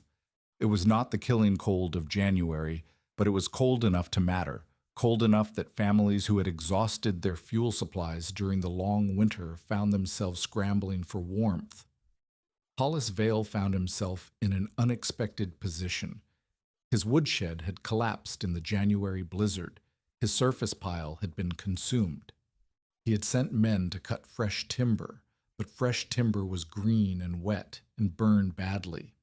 His large house, which had seemed like a sign of prosperity during the building years, now revealed itself as a liability. Too many rooms, too many windows, too much space to heat with inadequate fuel. He came to Ragnar's barn not to fight, but to buy. "I need dry wood," he said. The words came out stiff, as if they were being forced through a throat that did not want to speak them. "The chandler in Brookings says you have more than you need. I will pay fair price." Ragnar looked at him. The proud man who had handed her a $2 deed and expected her to die was gone. In his place stood someone uncomfortable in his own skin, someone who had spent 3 months watching an 80-year-old widow outperform him at the most basic task of frontier survival. "I have fuel enough," she said. "More than I need for the spring. I can sell you 2 cords. Name your price." She thought for a moment. "The price is not money." Hollis's eyes narrowed. "What then?" "There is a family 2 miles north, the Hendricksons. They lost their barn roof in the storm, and they have been living in a damaged soddy since January. You own timber rights on the creek land. I want enough lumber to repair their roof delivered to their property before the spring rains start." "That is not—" Hollis stopped himself. "That is not how business is done." "It is how I do business." Ragna folded her hands in her lap. "You need dry fuel. I have dry fuel. The Hendricksons need lumber. You have lumber. The only question is whether your pride is worth freezing for." Hollis stood there for a long moment. She could see him fighting with himself, fighting the instinct to refuse, to assert his position, to remind her that he was the property owner and she was the poor widow living in his cast-off barn. But the cold was real. His house was cold. His pride would not warm his children at night. "Done," he said finally. The word sounded like it hurt coming out. "The lumber first, then the fuel." He looked at her with something that might have been hatred, or might have been a very different emotion dressed up in hatred's clothing. Then he turned and walked out. 3 days later, a wagon arrived at the Hendrickson property carrying enough cut lumber to rebuild their roof. The driver said Mr. Vale had sent it, and that payment had already been arranged. He did not explain further. Ragna loaded 2 cords of dry wood onto her hand sled and hauled them to the edge of her property, one painful trip at a time. Hollis sent a man to collect them. No words were exchanged. But the transaction had changed something. The hostile skeptic had not been converted. Hollis Vale would probably resent Ragna until the day he died, but he had been forced to acknowledge her leverage. He had been forced to participate in a system where her survival gave her power over his comfort. That was a kind of victory, perhaps the only kind that mattered. In late April, a man named Tom Bale came to see her. He was the blacksmith from the settlement 12 miles south, a widower in his late 50s with hands like shovels and a quiet way of speaking that reminded her of Aslak. He had lost his wife to childbed fever 6 years earlier and had never remarried. He had heard about the widow's underground fuel storage from a customer who had traveled through the district, and he had come to see for himself whether the stories were true. Ragna showed him the cellar. She showed him the venting system, the drainage line, the fitted stonework of the walls. She explained how the earth-moderated temperature kept the fuel dry, how the circulation prevented moisture buildup, how the design principles could be adapted to different structures and different needs. Tom Bale listened without interrupting. He examined the construction with the critical eye of a craftsman. When she finished explaining, he stood at the bottom of the cellar stairs and looked around for a long time. "The vent caps," he said finally. "The fittings. They would work better in iron." "I know, but I have no iron." "I have iron." He looked at her. "I could forge standardized fittings, vent collars that seal properly, hatch rings that do not rust, raised rack brackets that keep wood off wet floors. I could make them in quantities and sell them to anyone who wants to build their own storage. That would require you to understand how the system works. That is why I came." He paused. "Would you teach me?" Ragna looked at him, this large, quiet man with his scarred hands and his practical questions, and she saw something she had not expected to see again after Aslak died. A collaborator, someone who wanted to learn not because he was desperate, but because he recognized value in what she knew. "Come back tomorrow," she said. "Bring your measuring tools. We will start with the vents." Tom Bale returned the next morning with a leather roll of measuring tools and a canvas sack of scrap iron. He did not speak much. He measured. He sketched. He descended into the cellar and spent an hour examining the vent pipes, the hatch hardware, the stone brackets that held the timber ceiling in place. When he emerged, his hands were black with old dust, and his eyes held the particular focus of a craftsman solving a problem. "The original fittings were improvised," he said. "Iron strapping bent to shape. It works, but it could work better. A proper collar would seal tighter and last longer. A standardized ring would make the hatch easier to lift." "Can you make them?" "I can make anything that can be forged." He spread his sketches on Ragna's workbench, clean lines, precise measurements, the kind of drawings that came from decades of translating ideas into metal. "The question is whether anyone would buy them." "People will buy what keeps them alive." Tom looked at her. His face was weathered and patient, the face of a man who had learned long ago that most problems could be solved by working steadily until they yielded. "You believe this will spread beyond this district." "I believe it has already started spreading. I taught the principles. You can teach the hardware. Between the two, families will have what they need to build their own systems." "And what do you want in return?" Ragna considered the question. She had not thought about compensation. She had been too busy surviving to think about profit. "I want the Hendrickson family to receive fittings at no cost," she said. "They lost their roof in the storm. They have nothing left to pay with." "Done. What else?" "I want any widow or orphan who asks for help to receive it without payment. Anyone who cannot pay should not be turned away." Tom nodded slowly. "That will cut into the margin. Then charge the people who can pay a little more. The ones with money will understand that they are buying something that works.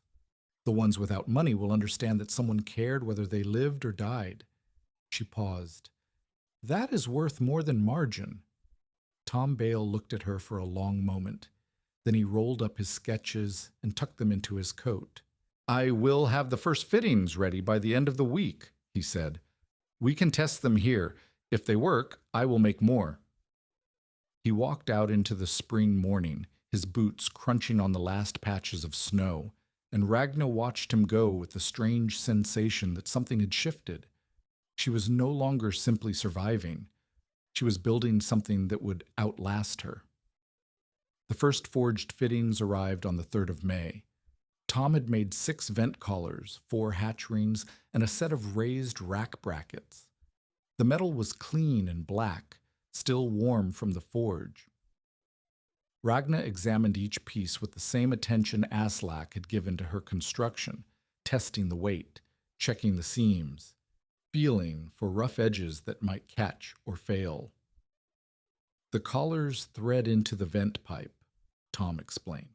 He demonstrated on the open vent in her cellar, screwing the new collar into place over the existing iron strapping. The seal is tighter, less air leaks around the edges. You can adjust the opening by turning the cap instead of stuffing rags into the gap. Ragna tested the adjustment. The cap turned smoothly, opening and closing the vent in measured increments. The improvement was obvious, even before she lit a candle to check the airflow. And the hatch rings? Heavier gauge, welded instead of bent. Tom lifted the new ring and compared it to the original. The old iron was thin and warped, bent by decades of use. The new iron was thick and true, designed to last. A strong woman could lift this 1,000 times without breaking it. And a weak woman? Tom looked at her. The ghost of a smile crossed his face. A determined woman could lift it 10,000 times. They spent the rest of the morning installing the new fittings. Tom worked while Ragna directed, her knowledge of the system guiding his hands. She showed him how the airflow changed when the collar tightened, how the draft responded to small adjustments, how the balance between the 2 vents affected the moisture level in the chamber below. He listened without arguing, absorbed the information, and occasionally asked questions that revealed how quickly his craftsman's mind was adapting to principles he had never encountered before. By noon, they had replaced the main vent collar and tested it with candle smoke. The flame bent exactly as it should, steady, consistent, responding to adjustments in the cap position with the precision of a well-made tool. "The other vent," Tom said. "The one Aslak opened. That collar is more corroded. It needs replacing, but the pipe itself is sound." "I can see that." He descended the stairs again, his bulk filling the narrow passage, and examined the second vent from below. "The problem is access. The cap is too close to the ceiling. I cannot get a wrench on it from this angle." "Then we work from above." They spent the afternoon on the surface, digging through the last of the spring snow to expose the second vent pipe, where it emerged from the ground. The work was harder than Ragna had expected. Her knee screamed with each shovel stroke, and her arms shook by the 3rd hour, but Tom did not offer to take over. He worked beside her, matching her pace, treating her as a partner rather than an invalid. When they finally exposed the pipe, the corrosion was worse than either of them had expected. The original collar had fused to the iron, welded in place by years of rust and freeze-thaw cycles. "I can cut it free," Tom said, "but the pipe will need patching where the metal is thinned." "Can you patch it?" "I can patch anything." He pulled a small hammer from his tool roll and began tapping the corroded collar, testing for weak points. "The question is whether we do it now, while the ground is soft, or wait until fall, when the work will be harder." "Now," Ragna said. "Always now. The ground will freeze again. The work will become impossible. If we wait, we are trusting that nothing will go wrong between now and then." Tom looked at her. "You do not trust much." "I trust what I can see and what I can build. I do not trust what might happen later." He nodded slowly, accepting the philosophy without argument. "Then we work now." They worked until dark. By the time they finished, the second vent had a new collar, a patched pipe section, and an adjustable cap that matched the first. The cellar's circulation was better than it had been since Ragna first discovered the chamber. 2 vents breathing in balanced rhythm, the air moving steadily through the stored fuel, the moisture level dropping with each passing hour. Tom gathered his tools and loaded them into his sack. His hands were black with rust and soil, His clothes were streaked with mud, but his face held the satisfied expression of a craftsman who had solved a problem properly. "I will come back next week," he said, "to check the installation and to bring the rack brackets." "You do not need to check. The installation is sound." "I know." He paused at the barn door. "I want to come back anyway." He walked out into the spring evening, and Ragna watched him go with the understanding that something had changed between them. They were no longer simply collaborators. They were something else, something she did not yet have a word for.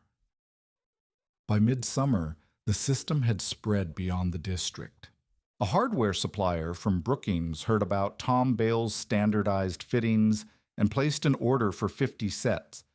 A land agent from Huron stopped by Ragna's barn to see the underground storage and left with detailed notes on construction principles. A church group from Sioux Falls sent a representative to ask whether the methods could be adapted for a community root cellar. Ragna answered every question. She showed every visitor the cellar, the vents, the drainage line, the fitted stonework of the walls. She explained that the principles were simple: earth-moderated temperature, controlled circulation, protected storage, and that the application could vary based on local conditions. A prairie homestead might dig a proper cellar. A hill country farm might cut into a slope. A town residence might adapt an existing basement with better venting. The teaching sessions grew longer as the summer progressed. Where she had once explained the basics in an hour, she now spent full days with visitors who wanted to understand every detail. She showed them how to read soil conditions, how to calculate storage capacity, how to size vents for different chamber volumes. She made them practice with candle smoke until they could diagnose airflow problems by sight. She sent them away with notebooks full of measurements and diagrams, armed with enough knowledge to build their own systems from scratch. Tom provided the hardware. He forged fittings in batches now, standardized components that could be combined in different configurations for different structures. Vent collars in 3 sizes, hatch rings in 2 weights, rack brackets that adjusted for different floor slopes. Each piece was marked with his stamp, a small T inside a circle, so that anyone who saw the hardware would know where it came from. The knowledge spread because it worked. People who followed the principles survived winters they would not have survived otherwise. People who ignored the principles suffered the consequences. The proof was in the mathematics of fuel consumption, the health of children who stayed warm, the survival of families who had been given up for dead. One afternoon in late July, a farmer named Erickson came to Ragna's barn with a question she had not heard before. "My neighbor says buried storage will not work in sandy soil," Erickson said. "He says the walls will collapse. He says only clay ground will hold."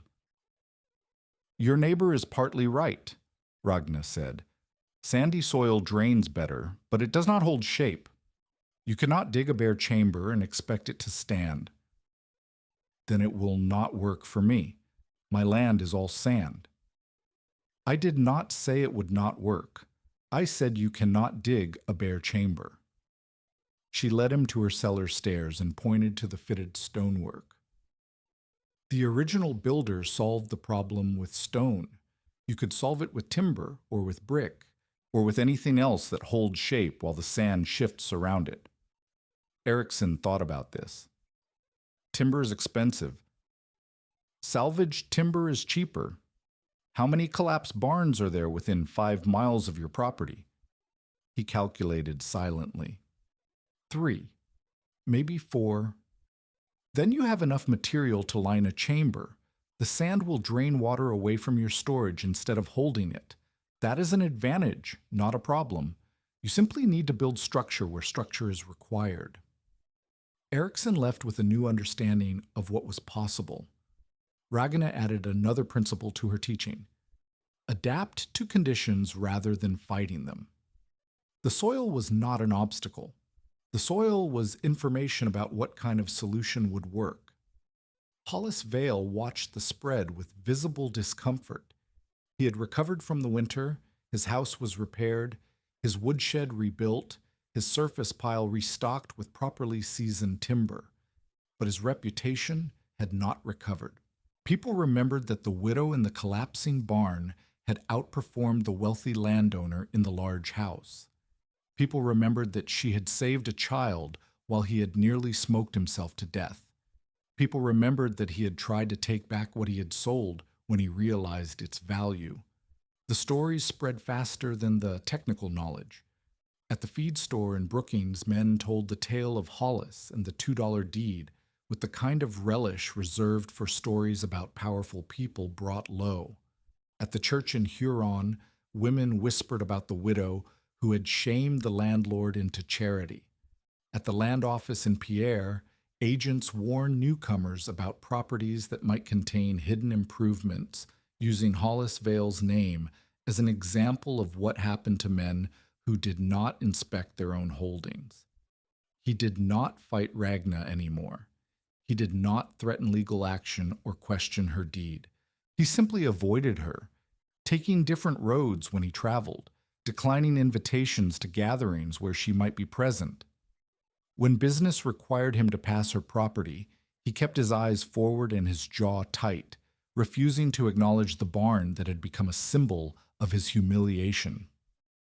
Once in late August, Ragna saw him at the general store in Brookings. They were both waiting for the clerk to finish with another customer, standing 3 feet apart in the narrow aisle, and for a long moment neither of them spoke. Then Hollis turned to her. His face was older than she remembered. The winter had aged him in ways that went beyond simple weathering. "You could have failed," he said quietly. "You should have failed. The mathematics were against you." "The mathematics were accurate," Ragna said. "The conclusions were wrong. The conclusions were reasonable." "Reasonable is not the same as correct." Hollis looked at her. Something moved behind his eyes. Anger, perhaps, or something more complicated. "I underestimated you," he said. "I will not make that mistake again." He turned and walked out of the store before the clerk could help him. Ragna watched him go, and she felt something she had not expected to feel. Not satisfaction, not vindication, something closer to pity. Hollis Vale had spent his whole life believing that property and position made him superior to people like her. The winter had proven him wrong, and he would spend the rest of his life trying to live with that knowledge. He was not a villain. He was simply a man who had been taught the wrong lessons about what mattered. That was his punishment. Not humiliation, but understanding. The understanding that wealth had not saved him, and that an 80-year-old widow with nothing but knowledge had outperformed him when survival was at stake. Tom Bale proposed in October. It was not a romantic proposal. He did not kneel or bring flowers or speak of love. He simply walked into her barn one afternoon with a completed set of fittings for a customer in Vermilion, set them on her workbench, and said, "I think we should marry." Ragna looked up from the mending she was working on. "Why?" "Because we work well together. Because neither of us has anyone else. Because the winters are long and 2 people survive them better than 1. He paused. "And because I'm tired of walking 12 miles to see you." It was the most words she had ever heard him speak at once. She considered them carefully, the way she considered any practical problem. "I am 80 years old," she said. "I will not give you children. I will not live much longer. Marrying me is not a sound investment." "I am not looking for an investment. I am looking for a partner." Tom sat down on the bench across from her. His large hands rested on his knees, scarred and calloused from decades of forge work. "I spent 6 years alone after my wife died. I built things. I sold things. I made enough money to be comfortable, but I had no one to build with. No one who understood why the work mattered." "And you think I understand?" "I think you are the only person I have met in 20 years who works the way I work." He looked at her steadily. "I'm not asking for romance. I'm asking for partnership. The same partnership we already have, except with shared meals and a shared roof. Ragna set down her mending. She thought about Aslak Tveit, who had recognized something in her worth teaching. She thought about Jabez Pritchard, who had admitted she had proven him wrong. She thought about the dozens of visitors who had come to her barn seeking knowledge, and the dozens more who would come in the years ahead. She thought about the long winters and the cold nights, and the silence that filled a room when there was no one to share it with. "I will not move to your forge," she said. "My cellar is here. My work is here." "Then I will move to your barn. The forge can stay where it is. I have apprentices now who can run it when I'm away." "And you are willing to live in a barn?" "I have lived in worse." Tom's face was calm, patient, waiting. "The question is whether you are willing to live with me." Ragna looked at him, this large, quiet man with his scarred hands and his practical proposals, and she felt something she had not felt in decades. Not love, exactly. Something gentler. The recognition that she was no longer alone and that she did not have to be. "Yes," she said, "I am willing." Tom nodded once. He did not smile, but something in his face relaxed, a tension she had not noticed until it was gone. "Good," he said. "I will bring my tools next week." They married in November at the Lutheran Church in Brookings, with Marte Iverson and Jabez Pritchard as witnesses. The ceremony was brief. The minister spoke the words. Tom and Ragna made the promises. Afterward, they walked back to her barn through the first snow of the season, not touching, but walking close together, their breath steaming in the cold air. "I have not been married in 44 years, Ragna said. "I may have forgotten how." "I have not been married in 6 years, Tom said. "I may have forgotten too." They looked at each other. Something passed between them, amusement perhaps, or the shared understanding of two people who had both lived long enough to stop pretending they knew what they were doing.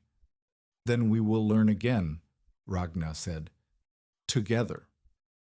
Tom moved his tools into the barn's north section the following week. He built a proper forge pit outside, where the sparks would not endanger the structure, and he ran a heating flue from the pit back into the building so his work would warm the living space. He improved the sealed section with heavier walls and better insulation. He replaced the plank door with a proper oak door that sealed tight and swung true. The work took most of the winter. They labored side by side, Tom handling the heavy lifting while Ragna directed the placement, her knowledge of the system guiding his strength. By spring, the barn had been transformed, no longer a collapsing shelter she had bought for $2, but a proper workshop with living quarters attached. They did not share a bed. They were too old for that, and neither of them felt the need. They shared meals and conversation, and the quiet satisfaction of working alongside someone who understood. In the evenings, Tom would sketch new fitting designs while Ragna explained principles she had learned from Aslak or figured out on her own. In the mornings, they would descend to the cellar together and plan the day's teaching. The visitors continued to arrive, farmers and widows and church representatives and land agents, all seeking the knowledge that had kept an 80-year-old woman alive through the worst winter in memory. Ragna taught them what she knew. Tom showed them his fittings and explained how the hardware worked. Together, they sent the visitors away with everything they needed to build their own systems. 3 winters passed, then 4, then 5. The work continued. Tom forged fittings by the hundreds, vent collars and hatch rings and rack brackets, each piece stamped with his mark, each piece designed to last longer than the people who would use it. Ragna taught by the dozens, explaining the same principles over and over until her voice gave out, then explaining them again the next day. Her knee grew worse each year, locking more frequently, aching more deeply in the cold. Her hands shook by afternoon. Her eyes needed stronger light to read the Bible passages she had memorized decades ago. But she continued teaching. She continued working. She continued descending to the cellar each morning to select the day's fuel, and each evening to check the vent circulation. One evening in the winter of 1885, Tom found her sitting at the bottom of the cellar stairs with her head in her hands. "What is wrong?" he said. "My knee locked on the third step. I sat down to rest, and I cannot stand up." Tom descended carefully, his bulk filling the narrow passage. He sat down beside her on the cold stone stairs, his shoulder touching hers. "We could build a ramp," he said, "instead of stairs. You could walk down instead of stepping." "A ramp would take space from the storage." "Then we build a narrower ramp, or we install a rope system so you can lower yourself." Ragna looked at him. "You have solutions for everything." "I am a blacksmith. Blacksmiths solve problems." He put his arm around her shoulders, the first time he had touched her with anything like tenderness since they married. "The problem is not your knee. The problem is getting you to the cellar safely. We solve the problem." They built the ramp the following spring. It took 2 weeks of careful work, cutting the slope, installing handrails, testing the grade until Ragna could walk down without her knee locking. When they finished, she descended to the cellar and stood at the bottom, looking at the rows of dry fuel, the fitted stonework, the system she had maintained for 5 years. "It still works," she said. "It will always work," Tom said, "as long as someone maintains it." By the winter of 1886, 6 families in the district had adopted some version of buried or banked fuel storage. 2 used old dugouts that had been abandoned when proper houses were built. 1 converted a hill-cut stable room into a dry storage chamber with venting adapted from Tom's designs. 1 built a split-level fuel cellar beneath a granary approach, using the principles Ragna had taught and the fittings Tom had forged. 2 more were under construction, scheduled for completion before the following winter. The spread was not dramatic. 6 families out of 40 was not a revolution, but those 6 families represented something larger, proof that the methods worked, that the knowledge could be transferred, that the principles Ragna had discovered in her cellar could be adapted to different conditions and different structures. Children in 2 of the households called their emergency storage bins widow rooms. They did not mean it as mockery. They meant it as remembrance. The widow had taught their parents what to do. The widow had shown them that survival was possible if you thought carefully and worked steadily. The widow had refused to die when everyone expected her to, and her refusal had changed something in the district. Jabez Pritchard came to visit in February of that year. He was 70 now, slower than he had been, his joints stiff with decades of cold weather and hard labor. He did not inspect the barn the way he once had. He simply sat in Ragna's sealed section and watched the fire burn and listened to the wind push against the walls outside. "I told you that you would freeze before New Year," he said. "6 years ago, I stood on your property and told you that you would die." "I remember. I was wrong." He looked at her. "I've been wrong about many things in my life, but that may have been the wrongest I have ever been."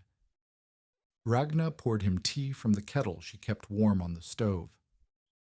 "You were not wrong about the mathematics. You were wrong about what I would do with them." "I was wrong about you." Jabez wrapped his hands around the cup. The steam rose between them, softening the hard lines of his weathered face. "I looked at an old woman with no money and no family and no strength, and I saw someone who was already dead. I did not see someone who would find a way to survive when survival was not supposed to be possible. The cellar helped. The cellar was luck. What you did with it was not luck. What you did with it was something else." He drank slowly, thinking. "I have hauled freight across this territory for 30 years. I've seen 100 people try to survive conditions that should have killed them. Most of them died. The few who lived, they all had something in common. They refused to accept the mathematics. They refused to accept that the numbers meant what the numbers seemed to mean. The numbers were accurate. The numbers were incomplete. Jabez set down his cup. The numbers said you did not have enough fuel to survive. The numbers did not say you would find more fuel. The numbers did not say you would learn to use less fuel. The numbers did not say you would build a system that changed what was possible. Ragna thought about this. She had not considered her survival in those terms as a refusal to accept mathematics. She had simply done what needed to be done. I have told the story to perhaps 50 people in the past 6 years, Jabez continued. The widow and the buried woodshed. Every time I tell it, people ask the same question. How did she do it? And I tell them the same thing. She did it by refusing to accept that she could not do it. She did it by learning what she did not know and teaching what she learned.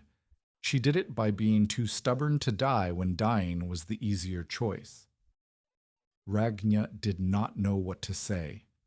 Compliments made her uncomfortable. They always had. I am not telling you this for your sake, Jabez said. I am telling you this for mine. I needed to say it before one of us died, and we are both old enough that it could be either of us any winter now. He finished his tea and stood up slowly, his knees cracking with the effort. Take care of yourself, he said. The district needs you alive a while longer. He walked out into the cold, and Ragna watched him go. The old freighter, the man who had given her no chance, walking slowly back toward town with his shoulders slightly bent against the wind. Tom Bale died in the spring of 1888. His heart gave out while he was working at the forge, hammering a set of hatch rings for a customer in Pierre. His apprentices found him slumped over the anvil, the hammer still in his hand, the iron cooling on the stone. He had died the way he would have wanted, working, building, making something that would outlast him. Ragna buried him beside Aslak Tveit's grave, in the frozen ground behind the Lutheran church. The minister spoke words she barely heard. The neighbors who had come to pay respects stood in a quiet circle, their breath steaming in the cold air. Marte Iverson held Ragna's arm through the whole service, keeping her steady on the uneven ground. Afterward, Ragna walked back to her barn alone. The distance seemed longer than it had before. The path seemed harder. The cold seemed deeper, pressing against her bones in a way it had not pressed when Tom was alive to share it. She descended into the cellar using the ramp he had built for her. She sat at the bottom, in the space where she had sat after Aslak died, and she looked at the stone walls and the timber ceiling and the orderly rows of fuel. She looked at the fittings Tom had forged, the vent collars, the hatch ring, the rack brackets, and she remembered his hands moving across the metal, his voice explaining the improvements, his patient presence beside her through 7 winters. She had been married to him for 7 years. She had known him for 8. He had made her life easier in 100 small ways, the ramp, the door, the heating flue that warmed her living space with the waste heat from his forge. He had understood her without needing explanations. He had worked beside her without needing praise. He had been the partner she had not known she was missing until he arrived. Now he was gone, and she was alone again. But not truly alone. The knowledge remained. The system remained. The fittings Tom had forged were installed in cellars across the district, and the principles Ragna had taught were being applied by families who had never met her. The work they had done together would continue whether they were alive or not. That was the only immortality anyone got. The knowledge that outlasted you. The teaching that continued after you stopped speaking. Ragna climbed the ramp slowly, her knee aching with each step. She closed the hatch behind her. She built a fire in the stove and sat beside it until the warmth pushed the grief back far enough that she could breathe. Then she went back to work. She lived for 3 more years. In the winter of 1889, she taught a group of school children how to read smoke color and draft behavior. She made them practice with candles until even the youngest could diagnose a vent problem by watching how the flame bent. Their teacher asked if Ragna would come to the schoolhouse to teach a full lesson. Ragna said yes. In the spring of 1890, she helped a young widow from the Coteau Breaks convert an abandoned mine adit into a fuel storage chamber. The widow had 3 children and no husband and no money, and she reminded Ragna of herself 10 years earlier, determined, frightened, refusing to accept that the mathematics were against her. Ragna taught her everything she knew, and when the widow's chamber was finished, it was better designed than Ragna's own. In the fall of 1891, she sat on her cot while a fever burned through her body, and she refused to let Marte Iverson call for a doctor because she knew what the doctor would say. The fever was not the problem. The problem was age. The problem was a body that had worked for 88 years and was finally running out of the strength to continue. She died on the 14th of December, 1891. She was 88 years old. She had outlived 2 husbands, 3 employers, 4 landlords, and every person who had ever told her she was going to die. She had survived a winter that killed stronger people, built a system that saved weaker ones, and taught knowledge that would continue spreading for decades after she was gone.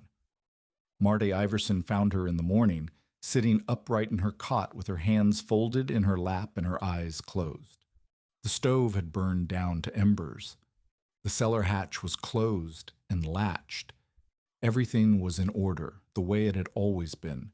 They buried her beside Tom Bale and Aslak Tveit, in the ground that had refused to yield to shovels in January, and now yielded to them in December. The minister spoke words about eternal rest and the mercy of God.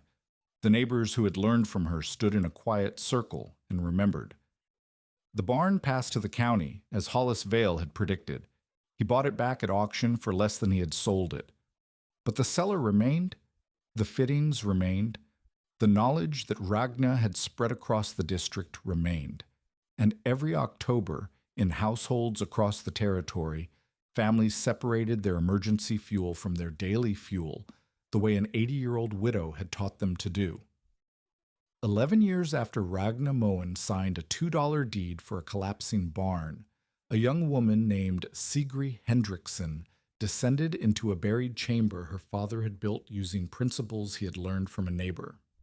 The chamber was smaller than Ragna's, 30 feet long instead of 50, lined with salvaged brick instead of fitted fieldstone. But the vents were forged iron, made from patterns Tom Bale had designed, each one stamped with a small T inside a circle. The hatchring was solid and true. The fuel stacked inside was dry and sorted, ready for the winter that was already pressing against the walls above. Sigrid's father had told her the story many times. The widow who had survived when no one expected her to. The underground room that had saved her life. The knowledge she had shared with anyone who asked, including a young family with a sick daughter who had traveled 3 days through the snow to learn. Sigrid had been that daughter. She did not remember being sick. She remembered only what came after, growing up in a household that spoke of the widow with something close to reverence, learning the principles of buried storage before she learned to read, understanding from childhood that survival was not luck but system. Now she was 23 years old, married, with a daughter of her own. The winter of 1892 was building outside. The first hard front sweeping down from Montana, the temperature dropping in steps the way it always dropped. On the 8th of January, the temperature would plunge 40 degrees in 6 hours. Jabez Pritchard had died the previous spring, but if he had been alive, he might have remembered another January 8th, 11 years earlier, when he had walked through the aftermath of a blizzard to see whether an old widow was still alive. She had been alive. She had been more than alive. She had been warming tea on a stove that burned clean, in a room that held heat with fuel enough to outlast any storm the sky could send. The widow had proven him wrong. She had proven everyone wrong, and the knowledge she had passed on was still working, still spreading, still keeping people alive in winters that should have killed them. Sigrid loaded her apron with kindling dry pine knots, fat with resin, sorted and stacked the way the widow had taught her father to sort and stack them. She climbed the stairs carefully, protecting her fuel from the moisture in the air. She closed the hatch behind her, and the iron ring settled into its groove with a sound that had once meant burial and now meant something else entirely. Preparedness. That was the word her father used. Not survival. Preparedness. The widow had taught him that. He had taught Sigrid. Sigrid would teach her daughter. The ring settled. The fire caught. The warmth spread through the small, sealed room, pushing back the cold that hammered the walls outside. And in the cellar below, the dry wood waited, patient and ordered, ready for whatever the winter would bring.